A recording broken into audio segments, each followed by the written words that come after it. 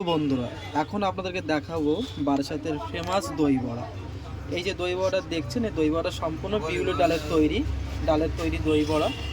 এটাকে দই বড়া বানানোর পুরো পদ্ধতিটা আপনাদেরকে দেখাবো। প্লিজ আপনারা দেখতে থাকুন পুরো ভিডিওটা। প্রথমে দেওয়া হচ্ছে টক দই, ফাটিয়ে দই,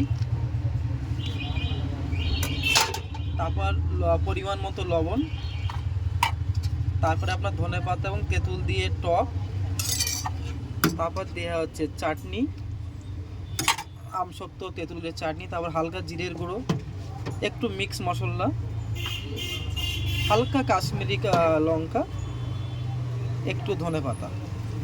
দই বড়াটা সম্পূর্ণ কমপ্লিট হয়ে গেল। এবার এর সাথে আপনার ভুজিয়া দেওয়া হবে। ভুজিয়াটা পার্সেল করা হচ্ছে। ভুজিয়াটা দেখুন, এই যে ভুজিয়া, রিফাইন তেলে ভাজা ভুজিয়াটাকে পার্সেল করা হচ্ছে। এই ভুজিয়াটা পার্সেল হলো। যদি ভিডিওটা ভালো লাগে প্লিজ একটু শেয়ার করবেন, সাবস্ক্রাইবার করবেন। Thank you.